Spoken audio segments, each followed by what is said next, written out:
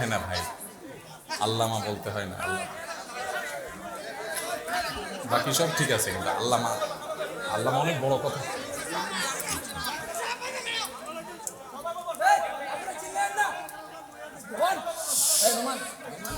ভাই মিডিয়ার ভাইরা একটু পরিস্থিতি বুঝতেছেন তো, চারপাশে আপনারা একটু বসে যান, তাড়াতাড়ি তাড়াতাড়ি করে ইয়া দিয়ে বসে যান। আপনাদের ভুল হয়েছে, একটু মিডিয়ার জন্য জায়গা রাখতে হয়। তাহলে মানুষ দেখতো, আমাদের জন্য একটা ঘেরাও করে দিলে। মিডিয়ার ভাইরা একটু বসে যান, আপনারা না বসলে শুরু হবে না। আপনারা বসে যান, বসে যান, তাড়াতাড়ি বসে যান, রাত অনেক হয়েছে, একদম দ্রুত বসে যান। এত সময় ফ্রেম করতে লাগে রে ভাই, 30 সেকেন্ড টাইম, 1 ঘন্টা দেবো? 1 ঘন্টা আপনারা কথা বললে আমি কখন বলবো? আপনারা 30 সেকেন্ড টাইমের ভিতরে যার যা বলা দরকার আশপাশে বলা শেষ করেন, যান। এই ভাই, এই রুমাল ক্যামেরা লাগাইছে কি? ফেলান রুমাল। আবার রুমাল লাগাইছে ক্যামেরার জন্য, মানুষ দেখতেছেন, আবার রুমাল লাগাইছেন। রুমাল কার? ইয়ে সরান। আর এই যে এই মানে 3টা করে লাগাইছেন একটা দিন, ভাই কি রে ভাই, কাহিনী কি? এই ছেলে বসো না কেন, বসো। এতক্ষণ লাগে তোমাদের? এই যে রোজ অন্য অন্য চ্যানেলগুলো দেখো না, পটাপট তারা সেট করে ফেলা, কি এত সময় লাগে সেট করতে? এ ভাই কি করতেছ তুমি এতক্ষণ? বসো বসো ভাই, বসো, তাড়াতাড়ি বসো।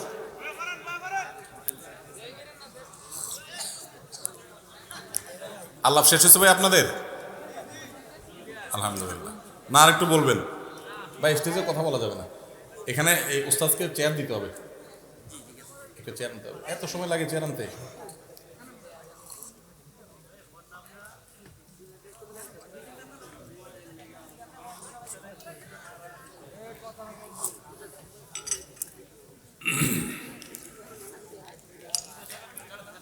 আসসালামু আলাইকুম রহমতুল্লাহ বরাকাতুহ। এই ছোট ভাই, তুমি বসবা না বসবা না কোনটা? কতবার তোমাদেরকে বলতে হয় বসো, এই মানুষগুলোকে দেখতে দাও। জি। না না, চেয়ার লাগবে। আনছেন? দেন দেন। না, আপনি চেয়ার না হলে আমি কথা বলবো না তো। সব দরকার আছে, আমার হিম্মত হবে। না দেখলে আমার হিম্মত হবে। এখান থেকে আলহামদুলিল্লাহ আলহামদুলিল্লাহ নাহমাদুহু ওয়া নাস্তাঈনুহু ওয়া নাস্তাগফিরুহু ওয়া নু'মিনু বিহি ওয়া নাতাওয়াক্কালু আলাইহি ওয়া নাউযু বিল্লাহি মিন শুরুরি আনফুসিনা ওয়া মিন সাইয়্যাতি আমালিনা। মান ইয়াহদিহিল্লাহু ফালা মুদিল্লা লাহু ওয়া মান ইউদ্লিল ফালা হাদিয়া লাহু। ওয়া আশহাদু আন লা ইলাহা ইল্লাল্লাহু ওয়াহদাহু লা শারীকা লাহু ওয়া আশহাদু আন্না মুহাম্মাদান আবদুহু ওয়া রাসূলুহু أرسله بالحق بشيرا ونذيرا وداعيا إلى الله بإذنه وسراجا منيرا. أما بعد، فقد قال الله تبارك وتعالى في كلامه المجيد وفرقانه الحميد بعد أعوذ بالله من الشيطان الرجيم: وقال ربكم ادعوني أستجب لكم إن الذين يستكبرون عن عبادتي سيدخلون جهنم داخرين. وقال النبي صلى الله عليه وسلم: الدعاء هو العبادة. وقال عليه الصلاة والسلام: لا يزال يستجاب للعبد ما لم يدع بإثم أو قطيعة رحم ما لم يستعجل، أو كما قال عليه الصلاة والسلام. ঐতিহ্যবাহী চাঁদপুরের মতলব থানা অন্তর্গত বাবুরপাড়া হাফিজিয়া নুরানি মাদ্রাসা ও এতিমখানার উদ্যোগে হাফেজ ছাত্রদের দস্তারবন্দি এবং ৪৫তম বার্ষিক ওয়াজ মাহফিলের সম্মানিত সভাপতি, উপস্থিত অত্র এলাকার সম্মানিত উলামায়ে কেরাম, উপস্থিত আমার প্রাণ প্রিয় দিনদরদি ভাইয়েরা ও পর্দা আলের মা ও বোনেরা, দীর্ঘ সময় আপনারা কোরআন এবং হাদিসের আলোচনা শুনে আসছেন। বিশেষ করে আমার আলোচনার ঠিক আগ মুহূর্ত পর্যন্ত দীর্ঘ 2 ঘন্টা ব্যাপী আপনারা অধ্যাপক ডক্টর মোহাম্মদ আব্দুল কাদের হাফিজাহুল্লাহর মুখ থেকে গুরুত্বপূর্ণ আলোচনা শুনছিলেন। আমি কিছু দূর আলোচনা শোনার সৌভাগ্য অর্জন করেছি। কোরআন এবং হাদিসের আলোকে এত চমৎকার আলোচনা যখন হয়, তো সেই মাহফিলের শ্রোতাদের যে সৌভাগ্য আল্লাহর তরফ থেকে অর্জিত হয়েছে সেটা বলার আর অপেক্ষা রাখে না। শুধু দরকার হলো আমল করা। আমরা আমলের নিয়ত কথা শুনব, এ উদ্দেশ্যে কথা শুনব যে মাহফিল থেকে যাওয়ার পর আমার জীবনের রুটিনে কোনো না কোনো পরিবর্তন যেন আসে, কোনো না কোনো চেঞ্জ যেন আমার লাইফে আসে। মাহফিলের আগের দিন আর ওয়াজ শোনার পরের দিন, এই 2 দিনের মধ্যে যদি পরিবর্তন আসে, আমার চিন্তাধারায় পরিবর্তন আসে, আমার ধ্যান ধারণায় পরিবর্তন আসে, আমার কাজে কর্মে পরিবর্তন আসে, তাহলে ইনশাআল্লাহ এই মাহফিল সফল এবং সার্থক। কোনো মাহফিল 40-45 বছর টানা একটা জায়গায় অনুষ্ঠিত হওয়া, এটা আয়োজকদের ইখলাসের দলিল হিসেবে সুধারণা আমরা পোষণ করতে পারি।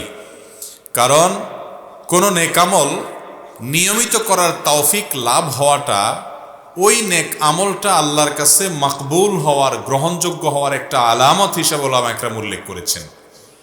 একটা কাজ 45 বছর ধরে করতে পারা, একটা ভালো কাজের ধারা ধরে রাখতে পারা, এটা চারটিখানি কোনো বিষয় নয়।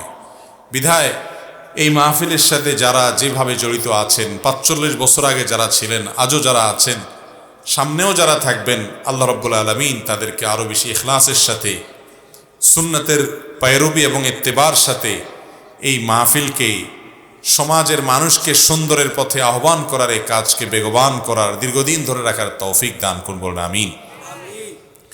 মোহতারাম হাজরিন, আপনারা অনেকেই জানেন যে আমার পাশে যিনি বসে আছেন, আমার অত্যন্ত শ্রদ্ধাভাজন বড় ভাই ডক্টর খন্দকার আবদুল্লাহ জাহাঙ্গীর রহমাহুল্লাহর মেয়ের জামাই, ঢাকা বিশ্ববিদ্যালয়ের স্বনামধন্য উস্তাজ, শিক্ষক, আরবি ডিপার্টমেন্টের ডক্টর নূরে আলম হাফিজাহুল্লাহ, আমার অত্যন্ত ভালোবাসার একজন মানুষ, শ্রদ্ধার একজন মানুষ, ডক্টর আবদুল্লাহ জাহাঙ্গীর রহমাহুল্লাহর ঘরের মানুষ, আপন মানুষ।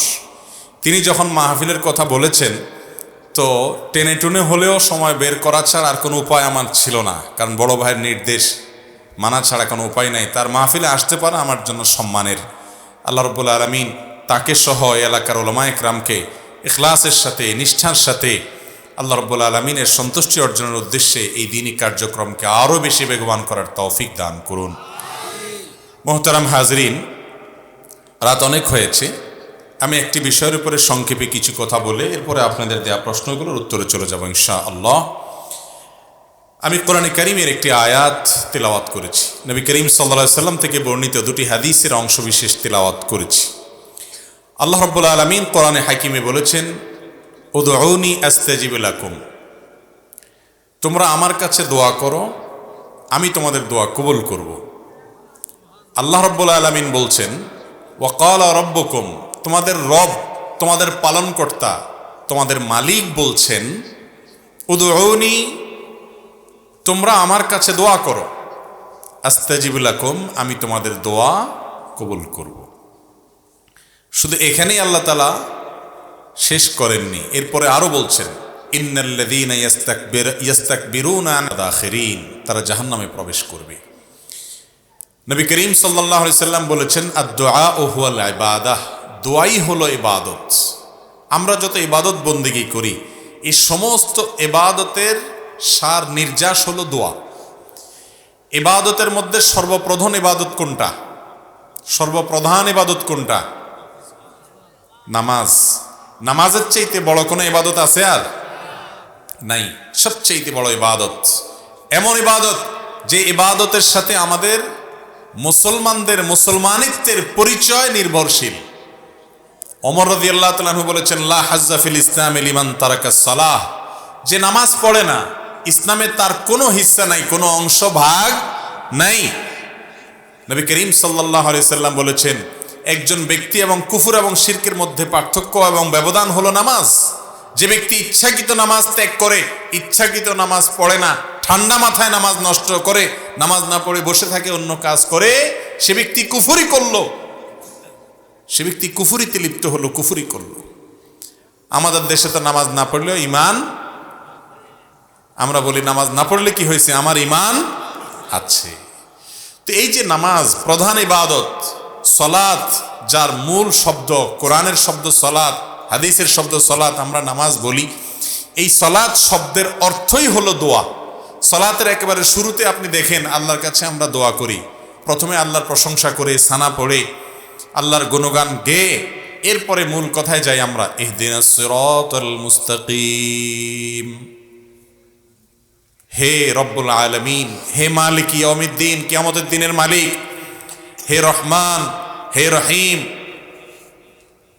আপনারই ইবাদত করি, আপনার কাছেই সাহায্য চাই, আমাদের আর যাওয়ার জায়গা নাই। তাহলে কি চাই?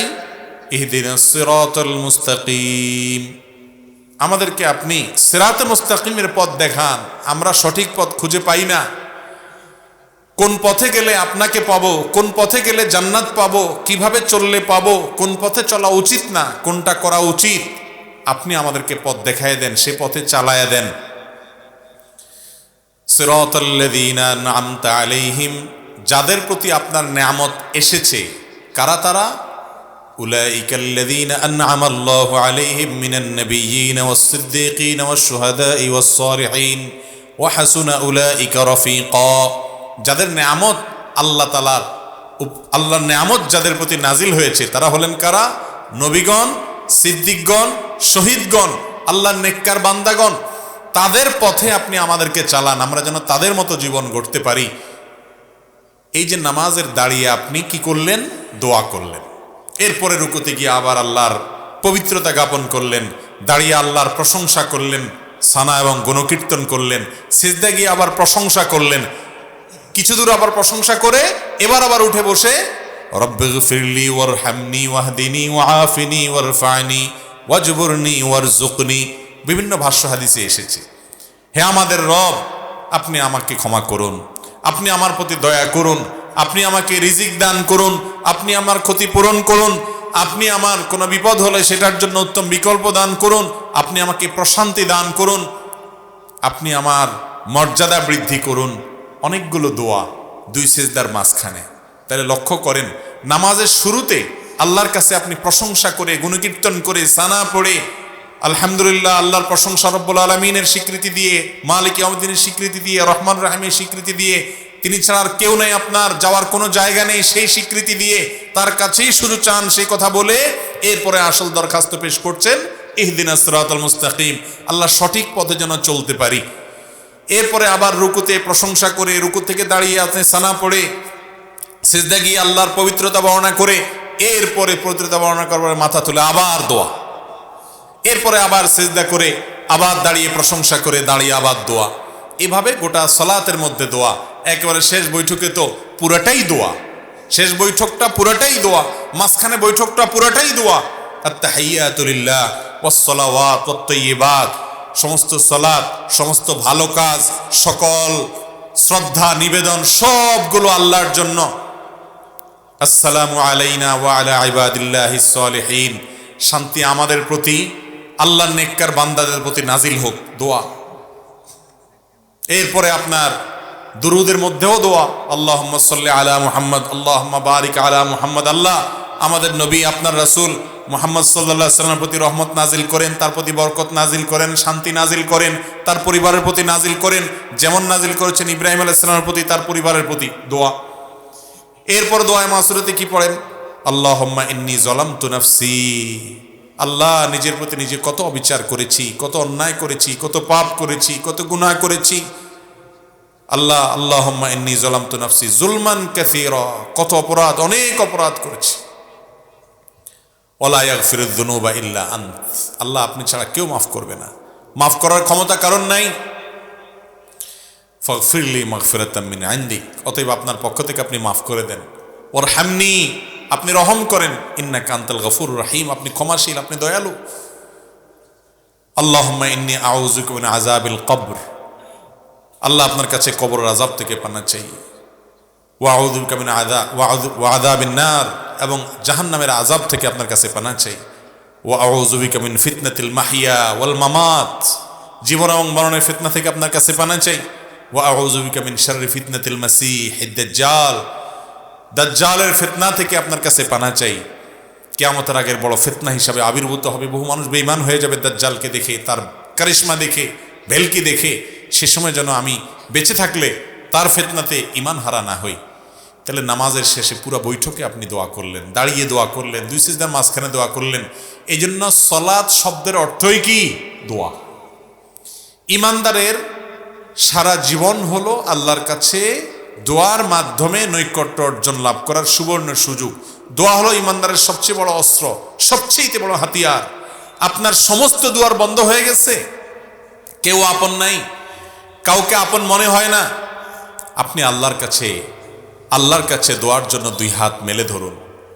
আপনি ভোর রাতে উঠে যান, তাহাজ্জুদে দাঁড়িয়ে যান, চোখের পানি ফেলেন, আল্লাহর সাথে একটু কথা বলেন, সিজদায় গিয়ে আল্লাহর সাথে কথা বলেন। আল্লাহর চাইতে আপন আর কেউ নাই। ভাইরা আমার, আমরা নিজেদের প্রতি নিজেরা যতটা আপন, নিজেদের প্রতি নিজেরা যতটা দয়ালু মায়ালু, আমাদের রব আমাদের প্রতি তার চাইতে অনেক বেশি মায়ালু। আল্লাহ রাব্বুল আলামিন এরপরও আমাদেরকে পরীক্ষা নেন, অনেক সময় আমাদেরকে কষ্ট দেন। সবর করতে পারলে তার বিনিময়ে মহা পুরস্কার রেখেছেন। এই দোয়া আল্লাহ রাব্বুল আলামিন বান্দার জন্য সবচেয়ে বড় সুযোগ দিয়েছেন। দোয়াটাকেই ইবাদত বলেছেন হাদিসে নবী করিম সাল্লাল্লাহু আলাইহি ওয়াসাল্লাম, আদ-দুআউ হুয়াল ইবাদা। দোয়াটাই কি? ইবাদত। দোয়াই হলো ইবাদত, ইবাদতের মগজ সার। কিন্তু সে দোয়া আজ আমাদের মাঝে নাই। আমরা দোয়া করাইতে পছন্দ করি, দোয়া করতে পছন্দ করি না। দোয়ার তিনটা ভার্সন আছে। একটা হলো দোয়া করা, আরেকটা হলো দোয়া চাওয়া, আরেকটা হলো দোয়া করানো। কয়টা ভার্সন হলো? তিনটা। দোয়া করা হলো আপনি আল্লাহর কাছে চাইলেন, এটা হলো দোয়া করা।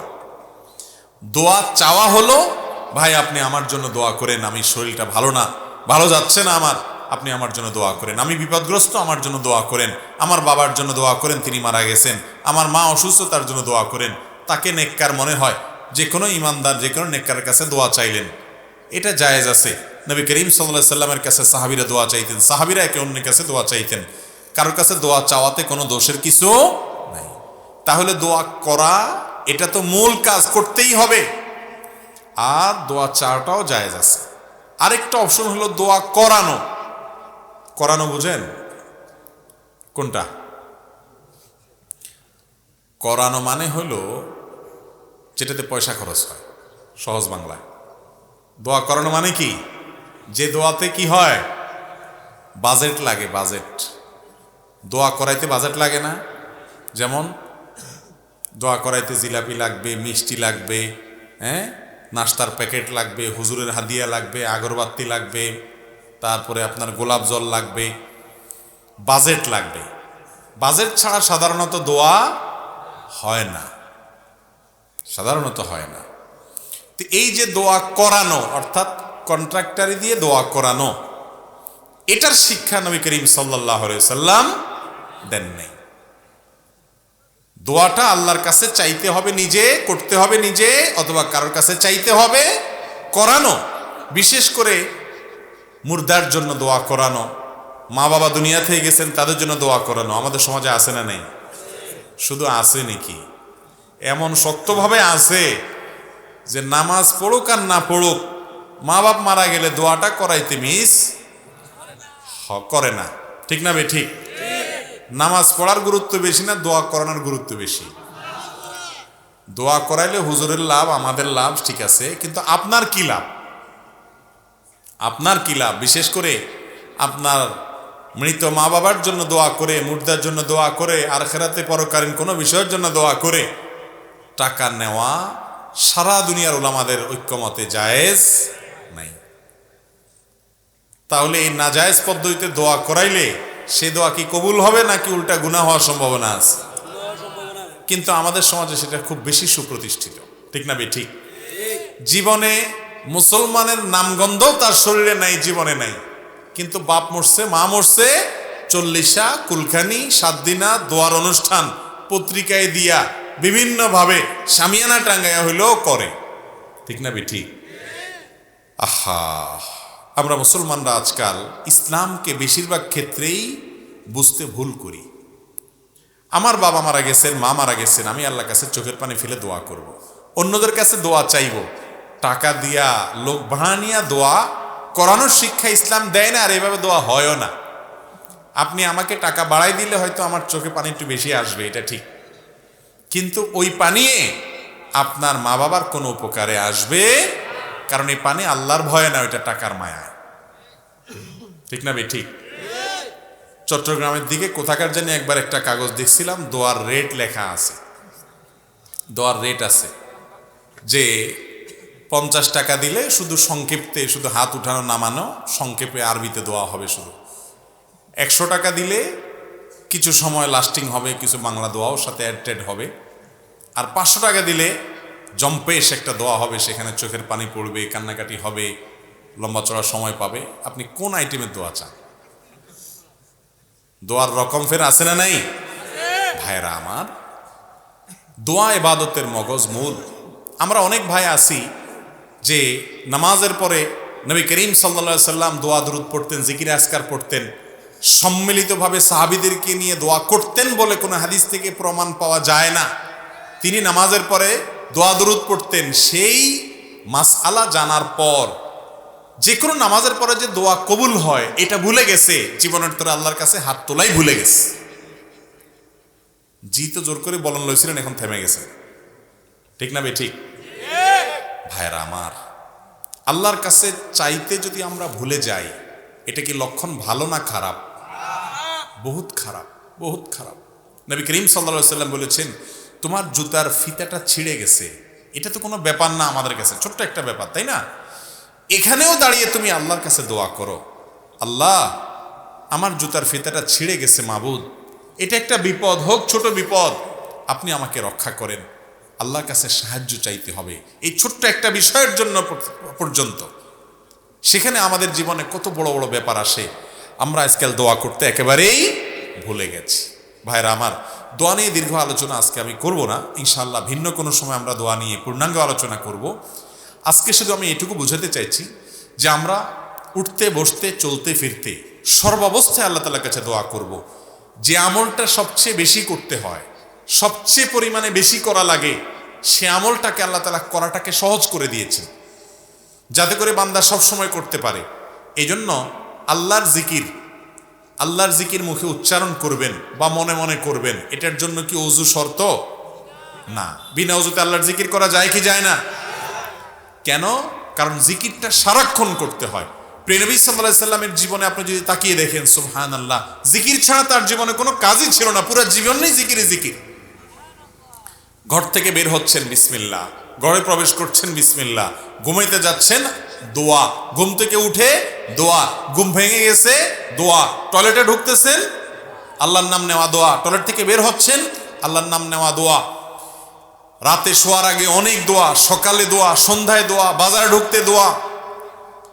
এরকম ভাবে জীবনের প্রতিটা পদক্ষেপে, প্রতিটা পায়ে পায়ে, প্রতিটা কাজে কাজে দোয়া আর দোয়া, দোয়া আর দোয়া। যেহেতু সারাক্ষণ দোয়া করতে হয়, সারাক্ষণ জিকির করতে হয়, এই জন্য জিকিরেও অজু লাগে না, দোয়াতেও অজু লাগে না। অজু থাকলে ভালো, পবিত্র অবস্থা দোয়া করা অনেক বেশি ভালো, উত্তম। দোয়া কবুল হওয়ার জন্য জোরালো আশা করা যায় অজু থাকলে, কিন্তু বিনা অজুতেও দোয়া করা যায়। কেন? কারণ দোয়া এমন একটা জিনিস যেটা মানুষের সারাক্ষণ করতে হয়। একজন মানুষ শুয়ে আছেন, তিনি এই শুয়ে শুয়ে ঘুম আসছে না, তিনি আল্লাহর কাছে দোয়া করতে পারেন, তার নিজের জন্য, অন্যদের জন্য, জীবিতদের জন্য, মৃতদের জন্য আল্লাহর সাথে কথা বলতে পারেন। দোয়া হলো আল্লাহর সাথে কথা বলার সুযোগ। ভাইরা আমার, এই সুযোগটা আজ আমরা অনেকেই হাতছাড়া করি। ইমানদারের সবচেয়ে বড় অস্ত্রটা আজ অব্যবহৃত থেকে যায়, আমরা ব্যবহার করি না, সেটা হলো দোয়া। আল্লাহর কাছে দোয়া করবো তো ইনশাআল্লাহ সব সময়।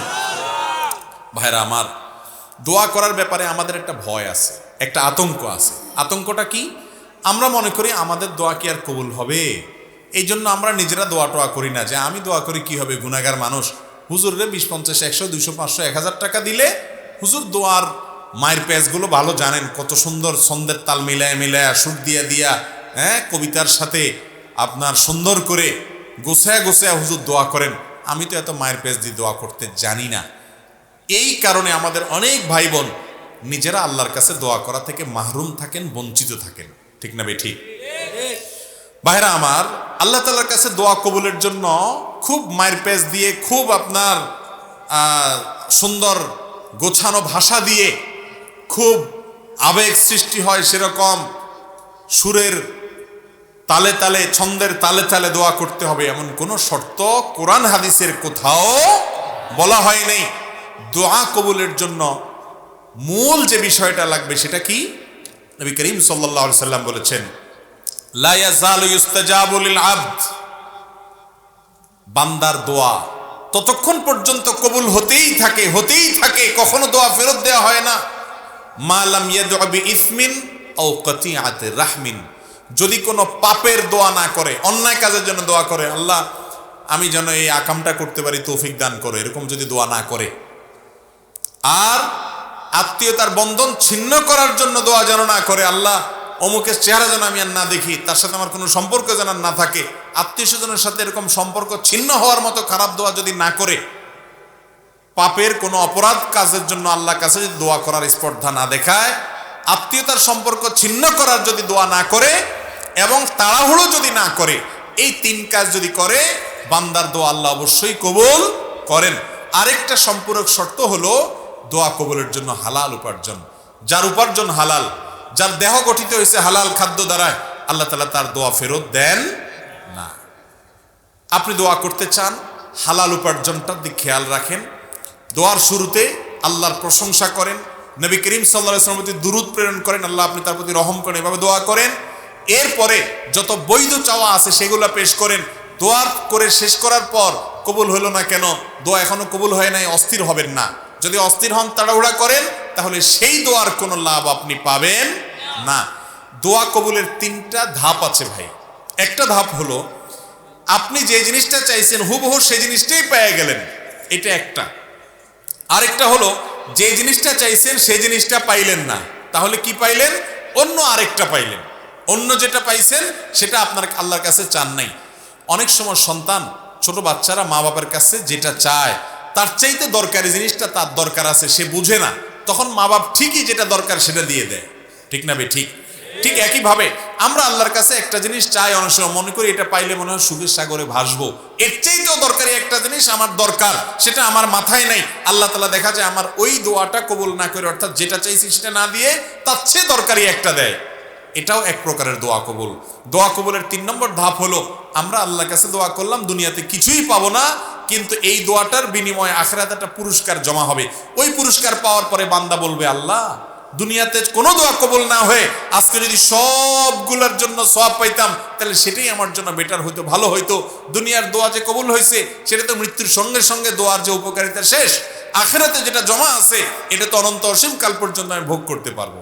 এই জন্য ইমানদার দোয়া করার পর কবুল হইল না কেন, দেরি হইল কেন, কবুল হচ্ছে না কেন, অস্থির হবে না, নিরাশ হবে না। দোয়া এই কথা চিন্তা করে যে কবুল হয় না তাহলে ছেড়ে দেই, এই চিন্তা করে দোয়া ছেড়ে দিবে না। এরকম যদি দোয়া করতে থাকে, আস্থা থাকে যে দোয়া কখনো বিফলে যাবে।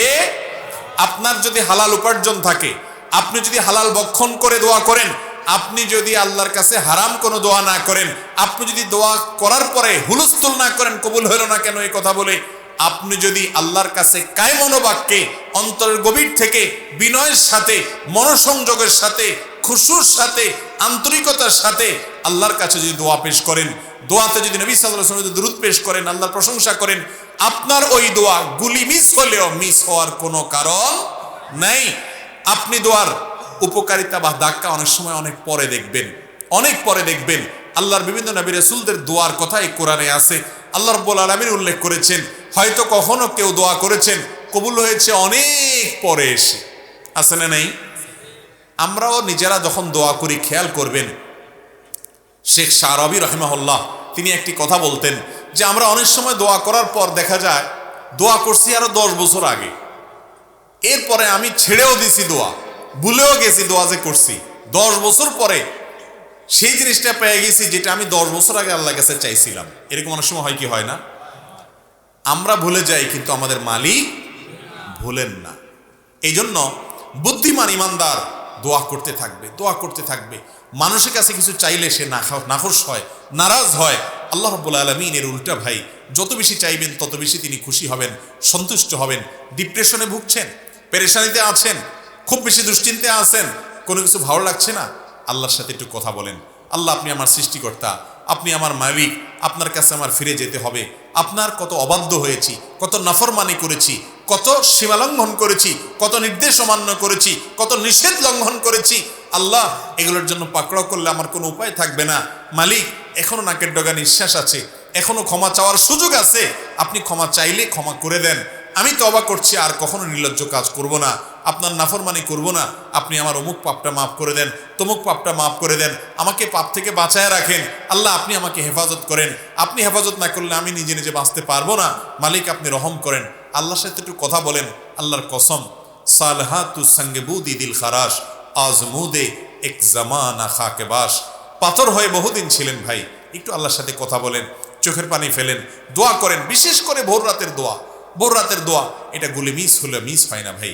ডক্টর খন্দকার আব্দুল্লাহ জাহাঙ্গীর রহমাল্লাহর এক বক্তব্য বলছিলেন যে আল্লাহর এক বান্দা ঢাকা শহরে তার একটা বড় দামি জমি অ্যাসেট আছে, এই অ্যাসেটটা কেউ বেদখল করে রাখছে, ঝামেলা করছে, কোনোভাবে সমাধান করতে পারছেন না। বিভিন্ন জায়গায় গেছে, তাবিজ কবজ অনেক কিছু অনেকে দিচ্ছেন, কিন্তু উপকারে আসে নাই। তো স্যার রহমাহুল্লাহর বক্তব্যে বলেছেন যে আমার কাছে একবার এসে বলেছেন যে আপনি একটু বলেন তো কি আমল করব। তো স্যার তাকে শিখাই দিলেন যে আপনি তাহাজ্জুদের সময় উঠবেন, আল্লাহর কাছে সুন্দর করে দুই রাকাত করে লম্বা সময় নিয়ে ধীরে ধীরে রুকু সিজদা বড় করে করে আপনি একটু নামাজ পড়বেন। এরপর তাহাজ্জুদের পরে আল্লাহর সামনে হাত তুলে চোখের পানি ফেলে নিজের অসহায়ত্বের কথা স্বীকার করে, আল্লাহ আমার কেউ নাই, আমার কোনো বড় পাওয়ারফুল ব্যক্তি নাই, বড় কোনো হ্যালো বলার লোক নাই, পয়সা কড়ি নাই, গায়ের জোর নাই, আল্লাহ আমি দুর্বল, কিন্তু আমি আপনার গোলাম, একটা পরিচয় আমার আছে, আপনি আমার মালিক, আপনি আমাকে হেফাজত না করলে কেউ করেন না। একটু ভালো করে দোয়া করেন, চোখের পানি ফেলেন, সেজদায় গিয়ে লুটিয়ে পড়ে আল্লাহর কাছে দোয়া করেন। আকরাবু মা ইয়াকুনুল আবদু মির রাব্বিহি ওয়া হুয়া সাজিদ। বান্দা সবচেয়ে আল্লাহর কাছে যেতে পারে যখন সেজদায় চলে যায়, ওই জায়গায় গেলে দোয়া করেন। লোকটা সেভাবে দোয়া করলেন। স্যার রাহিমাহুল্লাহ তার বক্তব্যে বলেছেন যে কিছুদিন পরেই সে লোকটা আমার কাছে এসে বললেন যে আল্লাহ রাব্বুল আলামিন আমাকে অলৌকিকভাবে, অবিশ্বাস্যভাবে আমাকে আল্লাহ তাআলা আমার এই বিপদ থেকে উদ্ধার করে দিয়েছেন এই দোয়ার মাধ্যমে। আমরা দোয়া করবো না আল্লাহর কাছে ইনশাআল্লাহ? দোয়া আজকে বিদায় হয়ে গেছে ভাই, দোয়া আমরা এখন আর করি না। উঠতে বসতে মুখে দোয়া তো পড়বই, আর বিশেষভাবে আল্লাহর কাছে লম্বা সময় নিয়ে একটু কথা বলবো। প্রতিদিন একটা বার অন্তত আল্লাহর সাথে একটু কথা বলতে হবে। চেষ্টা করবো না আমরা সবাই ইনশাআল্লাহ? আল্লাহ তাআলা আমাদের সবাইকে তৌফিক দান করুন। দোয়ার ক্ষেত্রে কোরআন এবং হাদিস যে ফরম্যাট শিক্ষা দিয়েছে, সেই ফরম্যাটের দোয়াগুলোকে আপনি যদি করেন সবচেয়ে বেটার, সবচেয়ে উত্তম, কবুল হওয়ার সবচাইতে বেশি সম্ভাবনা। কারণ এই ফরম্যাটটা স্বয়ং আল্লাহর পক্ষ থেকে প্রাপ্ত, রাসূল আকরাম সাল্লাল্লাহু আলাইহি ওয়াসাল্লামের তরফ থেকে প্রাপ্ত। নবীজির সেখানে দোয়াগুলো বেশি বেশি পড়বেন। আমরা অনেক সময় দেখি বিভিন্ন ওজিফার বই পড়ে অনেক মহিলারা, মা বোনরা, দাদি চাচিরা, অনেক মুরব্বীরা, এই সমস্ত ওজিফার বইতে যেসব দোয়া লেখা আছে, এই দোয়াগুলো না কোরআনে বর্ণিত না হাদিসে বর্ণিত। এমনিতে যে কোনো ভাষায় দোয়া করা যায়। আপনি আল্লাহর কাছে বাংলা দোয়া করলেও আল্লাহ কবুল করবেন। আপনার মনে মনে কি বলছেন সেটাও আল্লাহ তাআলা বুঝেন। ওই হুজুর দোয়ার মায়ের পেঁচ বুঝে আপনি বুঝেন না, তারপরও আল্লাহ তাআলা আপনার দোয়া কবুল করবেন। আপনি গুনাহগার, আপনার দোয়া কি কবুল হবে? এই চিন্তা করে যারা দোয়া থেকে দূরে থাকছেন, নিশ্চিত থাকেন আপনাকে দূরে রাখছে স্বয়ং ইবলিস। কারণ ইবলিস জানে দোয়ার মাধ্যমে আপনি পাতাল থেকে আকাশে উঠে যাবেন, দোয়ার মাধ্যমে আপনি জাহান্নামী থেকে জান্নাতি হবেন, দোয়ার মাধ্যমে আপনার সাথে আল্লাহর সম্পর্ক গাঢ় হবে, দোয়ার মাধ্যমে আপনার ঈমান মজবুত হবে, দোয়ার মাধ্যমে আপনার ইবাদত প্রকৃত অর্থে ইবাদত হবে। এই জন্য ইবলিস আপনাকে দোয়া থেকে দূরে রাখানোর জন্য, দোয়া থেকে মাহরুম করার জন্য, বঞ্চিত রাখার জন্য আপনাকে নিরাশ করে দেয়। বলে যে না, তোর দোয়া কি কবুল হয়? এত পাপ করছস, এত গুনাহ করছস, তোর দোয়া কি কবুল হবে? এরকম ইবলিস বলে কি বলে না? একটা ঘটনা আপনাদেরকে বলি। মিস্টার ইবলিস, শয়তান, সে যত খারাপ, আমরা কেউ কি এত খারাপ হইতে পারবো? কথা বুঝেন নাই? আমরা যত খারাপ হই, ইবলিসের চাইতে বেশি খারাপ হতে পারবো? সেই ইবলিস যখন আল্লাহ রাব্বুল আলামিন তার উপরে অসন্তুষ্ট, রাগান্বিত, আদমকে সিজদার নির্দেশ করার পর সে ডিনাই করেছে, আল্লাহর সামনে সরাসরি বিদ্রোহ করেছে, আল্লাহর হুকুমকে লঙ্ঘন করেছে। এই মুহূর্তে আল্লাহর রাগান্বিত অবস্থায় সে আল্লাহর কাছে দোয়া করে বসছে। ইবলিস দোয়া করছে, বুঝেন কি দোয়া করছে? যে আল্লাহ আমাকে আনজিরনি ইলা ইয়াউমি ইউবআসুন, আল্লাহ আমাকে সুযোগ দেন, আমার হায়াতটা বাড়ায় দেন, কিয়ামত পর্যন্ত যেন মরণ না হয়, শয়তানি যাতে কিয়ামত পর্যন্ত করতে পারি, হায়াতটা বাড়ায় দেন। এ দোয়া কে করছে? ইবলিসে। কার কাছে করছে? কোন টাইমে করছে? আল্লাহর রাগের সময়। আল্লাহর অবাধ্য হয়েছে, সামনে বেয়াদবি করেছে, হুকুম লঙ্ঘন করেছে। আল্লাহ তাআলা তো চাইলে তাকে চরম শাস্তির মধ্যে তখনই ফেলতে পারেন। ওই রাগের মুহূর্তে পর্যন্ত আল্লাহর কাছে সে দোয়া করে বসছে। মজার বিষয় হলো সাথে সাথে আল্লাহ দোয়া মঞ্জুরও করছে। মঞ্জুর করছেন না করেন নাই? এরপরের আয়াত কি? ইন্নাকা মিনাল মুনজারিন। যাও, তোমাকে ছাড় দিলাম, সুযোগ দিলাম, তুমি কিয়ামত পর্যন্ত হায়াত পাইবা, তোমার মৃত্যু আসবে না। সবাই মরবে, মানুষ মরবে, তুমি মরবা না, তুমি কিয়ামত পর্যন্ত বেঁচে থাকবা। তাহলে ইবলিস যদি আল্লাহর রাগের সময় আল্লাহর কাছে দোয়া করে সাথে সাথে দোয়া মঞ্জুর করাইতে পারে, আপনার আমার দোয়া কবুল হবে কি হবে না? ইনশাআল্লাহ। এরপরে যদি কেউ আল্লাহর কাছে দোয়া করতে ইতস্তত বোধ হয়, যদি দোয়া করতে দ্বিধা হয়, যদি দোয়া করতে সংশয় হয়, তার চাইতে কপাল পড়া আর কেউ হতে। ইবলিসের দোয়া যদি কবুল করে, আপনি আল্লাহর ইমানদার বান্দা, হয়তো ভুল ত্রুটি করেছেন, কিন্তু আপনি বেঈমান না, আপনি কাফের না, আপনি ইবলিসের মতো খারাপ হতে পারবেনও না। তার চাইতে হাজার লাখ গুণ ভালো আপনি আল্লাহর প্রিয় বান্দা, আল্লাহর আদরের বান্দা। আপনি আল্লাহর কাছে দোয়া করলে আল্লাহ দোয়া অবশ্যই শুনবেন ইনশাআল্লাহ। দোয়া করবো তো ইনশাআল্লাহ। তো যে কথা বলছিলাম, দোয়া করার ক্ষেত্রে কোরআন যে দোয়াগুলোর কথা বর্ণনা করেছে, বিভিন্ন নবীদের দোয়ার কথা কোরআনে আছে, যে তারা এই ভাষায় দোয়া করেছেন, এই শব্দে দোয়া করেছেন, এই কথাগুলো দিয়ে দোয়া করেছেন, আল্লাহ রাব্বুল আলামিন সেগুলোর উল্লেখ করেছেন। সেগুলো দিয়ে যদি আল্লাহর কাছে দোয়া করেন, তাহলে সেই দোয়া কবুল হওয়ার সম্ভাবনা অনেক বেশি। ঠিক তেমনি ভাবে নবী করিম সাল্লাল্লাহু আলাইহি সাল্লাম যে দোয়াগুলো শিক্ষা দিয়েছেন, সকাল সন্ধ্যায় সেগুলো পড়বেন, রাতের ওজিফা হিসাবে সেরকম হাদিসে বর্ণিত দোয়াগুলো পড়বেন, ওইগুলো কবুল হওয়ার সম্ভাবনা অনেক বেশি। আর ওজিফার কোনো দোয়া যদি থাকে, সেগুলোর অর্থের মধ্যে খারাপ কিছু যদি না থাকে, পড়তে পারেন, কিন্তু আপনার সামনে এই ক্লাসের সুযোগ আছে, কোরআনের দোয়া, হাদিসের দোয়া যেটা কবুল হয়ে গেছে অলরেডি, সেগুলো কবুল হওয়া দোয়াগুলোকে আপনি বেশি বেশি পাঠ করবেন, সেটা হলো অধিক বুদ্ধিমানের কাজ। আমি তিনটি দোয়ার কথা আপনাদেরকে শুনাই। কোরআনে কারিমে সেগুলোর উল্লেখ করে আল্লাহ তাআলা আবার সাথে সাথে সার্টিফিকেট দিয়ে দিয়েছেন এবং বলেছেন, এই দোয়াগুলো আমার নেককার বান্দারা আমার কাছে করেছে, আমি সেগুলোকে মঞ্জুরও করে দিয়েছি। সেই রকম তিনটা দোয়া আমরা যদি আমাদের জীবনে পাঠ করি, জীবনের সকল সমস্যার জন্যই কিন্তু এই তিনটা দোয়া ঘুরে ফিরে আমাদের প্রযোজ্য হবে।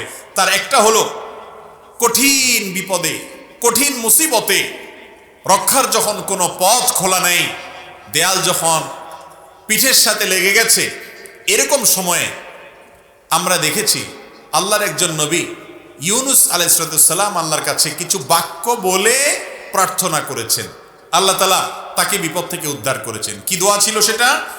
ফানাদা ফিজ জুলুমাত, মাছের পেটে থেকে, অন্ধকারের মধ্যে থেকে, যেখানে মৃত্যু সুনিশ্চিত, সেই জায়গায় তিনি অবস্থায় আল্লাহর কাছে দোয়া করেছেন, আল্লাহ ইলাহা ইল্লা আনতা সুবহানাক ইন্নী কুনতু মিনাজ জালিমিন।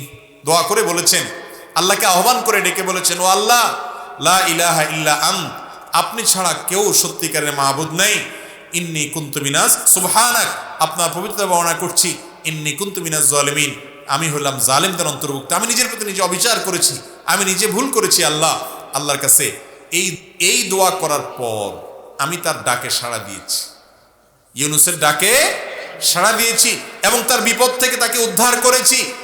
এর পরের অংশটা বেশি গুরুত্বপূর্ণ আমাদের জন্য। এরপরে আল্লাহ বলছেন, ওয়াকাযালিকা নুনজিল মুমিনিন, যেভাবে ইউনুস আলাইহিস সালামকে রক্ষা করেছি, একইভাবে ঈমানদারদেরকে, কিয়ামত পর্যন্ত আগত ঈমানদারদেরকে বিপদ থেকে রক্ষা করব এই দোয়ার মাধ্যমে। কোন দোয়ার মাধ্যমে? দোয়া ইউনুসের মাধ্যমে। যে কোনো বিপদে পড়ে গেছেন, কোরআনে বর্ণিত কবুল হওয়া দোয়া, নিশ্চিত আল্লাহর কাছে গ্রান্টেড কবুল হওয়া দোয়া, আল্লাহর নবীর দোয়া আল্লাহ কবুল করেছেন, সেটা আল্লাহ জানিয়েও দিয়েছেন। আবার ঈমানদার বান্দারা করলে সেটাও কবুল করবেন, ওয়াদা করেছেন। শুধু তিনি ওয়াদা করছেন তা নয়, নবী করিম সাল্লাল্লাহু আলাইহি সাল্লাম বলেছেন, আল্লাহর কোন বান্দা যখন ইউনুস আলাইহিস সালাম এর দোয়া, লা ইলাহা ইল্লা আনতা সুবহানাকা ইন্নী কুনতু মিনাজ জালিমিন, এটা মূলত আল্লাহর প্রশংসা মাখা একটা বাক্য, যেটার মাধ্যমে দোয়াও লুকায়িত আছে, আল্লাহর কাছে প্রার্থনা আছে এর মধ্যে অন্তর্নিহিতভাবে। এই বাক্যের মাধ্যমে যে ব্যক্তি দোয়া করে, নবী করিম সাল্লাল্লাহু আলাইহি ওয়াসাল্লাম বলেছেন সে দোয়া কবুল না হয়ে পারে না। তাহলে যে কোনো বিপদ আপদে কোরআনের একটা কবুল হওয়া দোয়া আপনি পাঠ করতে পারেন, সেটা হলো ইউনূস আলাইহিস সালামেরটা। সেই বাক্য হলো আল্লাহকে ডেকে বলবেন, ও আল্লাহ লা ইলাহা ইল্লা আনত সুবহানাকা ইন্নী কুনতু মিনাজ জালিমিন। মানুষের জীবনে আরেকটা বড় সমস্যা হলো অসুখ বিসুখ, দুরারোগ্য ব্যাধি, এমন মুসিবত, এমন অসুখ যে অসুখ থেকে আরোগ্য লাভের কোনো উপায় আমরা খুঁজে পাচ্ছি না। সাধারণ চিকিৎসা আমরা গ্রহণ করব, সুন্নাত নবী করিম সাল্লাল্লাহু আলাইহি ওয়াসাল্লাম বলেছেন তোমরা চিকিৎসা গ্রহণ করো, রোগ হলে ঔষধ সেবন করো। আপনার কোনো দুষ্ট জিনের প্রভাব যদি আপনার মধ্যে হয়ে থাকে বলে প্রমাণিত হয়, তাহলে আপনি কোরআন হাদিসের আলোকে ঝাড়ফুঁক করেন, ঠিক আছে, এগুলা গ্রহণ করেন। তবে মূল কাজ ওই আসল জায়গায় দরখাস্ত করে রাখেন, কারণ মঞ্জুর হবে সেখান থেকে। আর সেটার জন্য আল্লাহ নবী আইয়ুব আলাইহিস সালামের একটা দোয়া আল্লাহর খুব পছন্দ হয়েছে, কোরআনে সেটা উল্লেখ করেছেন। ওনার দোয়াটাও আল্লাহ তাআলা কবুল করেছেন। তিনি কি বলেছেন? তিনি বলেছেন আন্নী মাসসানিয়াদ দুররু ওয়া আনতা আরহামুর রাহিমিন। তার অসুখটা ছিল অনেক মারাত্মক অসুখ, অনেক কষ্টের অসুখ, যে অসুখের কারণে তার কষ্টের শেষ সীমানায় তিনি পৌঁছে গেছেন। এত কষ্ট, এত যন্ত্রণা, এত অসুখ, এটা থেকে রক্ষার জন্য তিনি বলেছেন রব্বি আন্নী মাসসানিয়াদ দুর, ও আল্লাহ আমার কষ্ট আমাকে পেয়ে বসেছে, কষ্ট পেয়ে বসেছে, আমার অনেক কষ্ট আল্লাহ, অনেক অসুখ।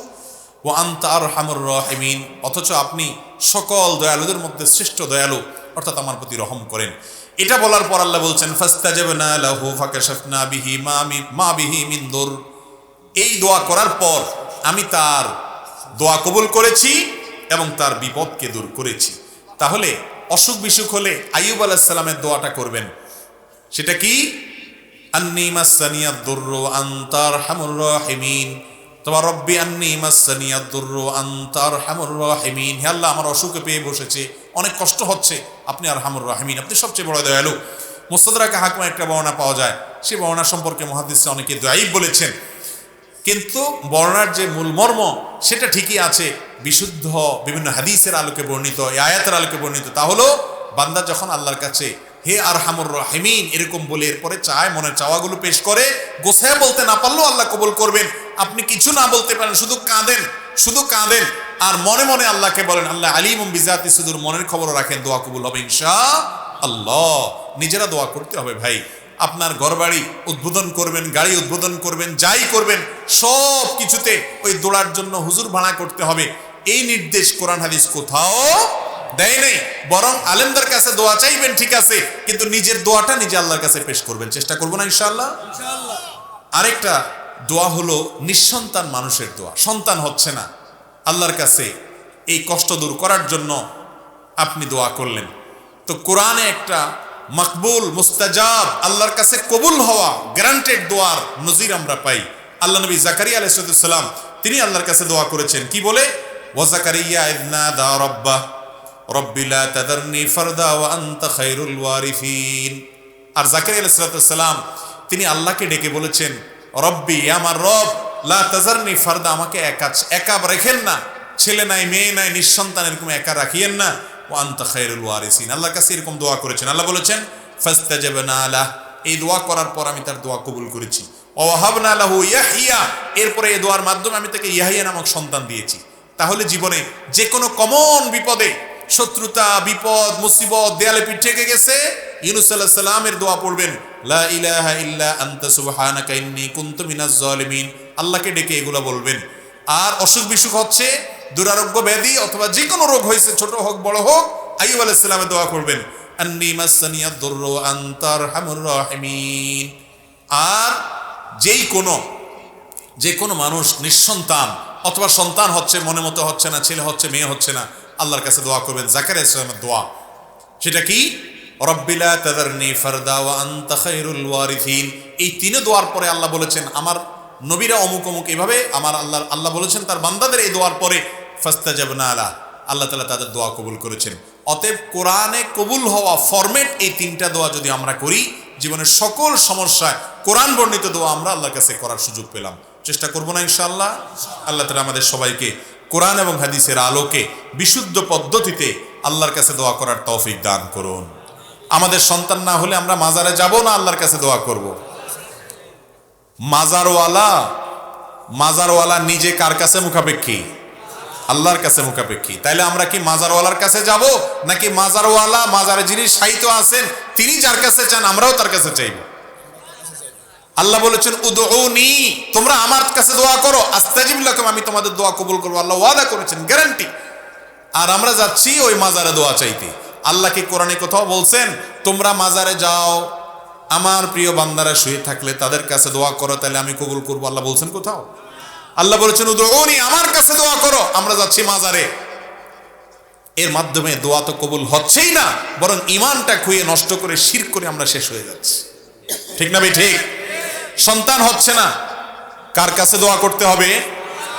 নাকি কোনো মাজারে যেতে হবে? সন্তান হচ্ছে না, এই জন্য কোনো মাজারে গেলে, কোনো পীরের দরবারে গেলে সন্তান হবে? কার কাছে যাইতে হবে? আল্লাহ রাব্বুল আলামিনের কাছে। আল্লাহর বান্দা যদি আল্লাহর কাছে না গিয়া আল্লাহর বান্দাদের কাছে যায়, দাসদের কাছে যায়, আল্লাহ রাব্বুল আলামিন এটাকে সহ্য করেন না। শিরক আল্লাহর কাছে জঘন্য অপরাধ। কেন জঘন্য অপরাধ আমি আপনাদেরকে একটু উপমা দিই।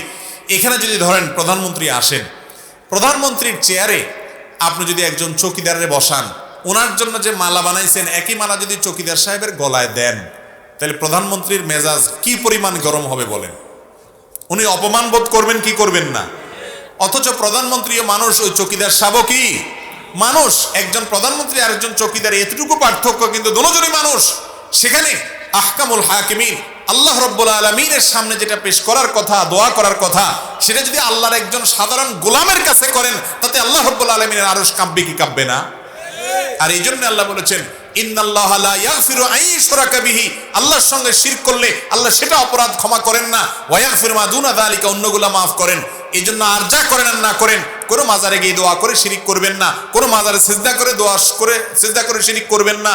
সন্তান দরকার, মাজারে যায় চাইবেন না, সব কিছু চাইবেন সরাসরি আরশে আজিমের মালিকের কাছে হাত তোলার মাধ্যমে ইনশাআল্লাহ। চেষ্টা করবেন, আল্লাহ চাইেন তো। সারা বিশ্বের সমস্ত স্কলার, সমস্ত ইসলামিক স্কলার, সমস্ত আলেমদের ঐক্যমতে ডাক্তারদের জন্য সেটা গ্রহণ করা জায়েজ হবে না, সেটা হারাম হবে। সেটা কি হবে ভাই? কেন হারাম হবে?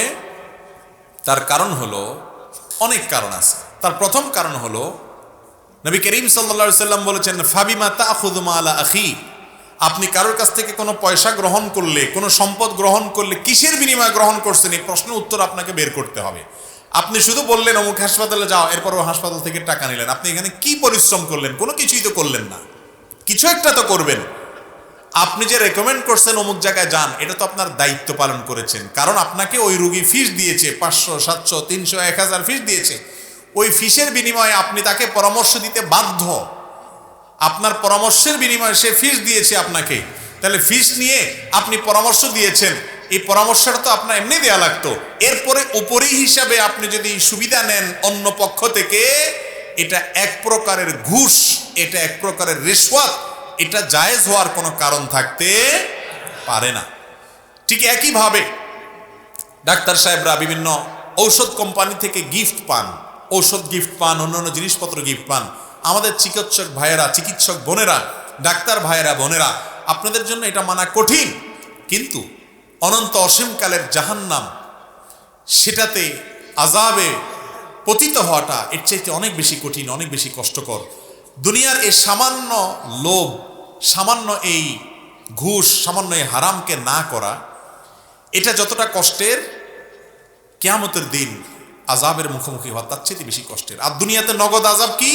নগদ আযাব হলো আপনি যে অভাবী মানুষ অথবা যে কোনো মানুষ, রুগী আসছেন, তাদের অধিকার নষ্ট করেছেন, আপনি অবৈধভাবে এই সম্পদ উপার্জন করেছেন, এটার একটা জ্বালা আছে।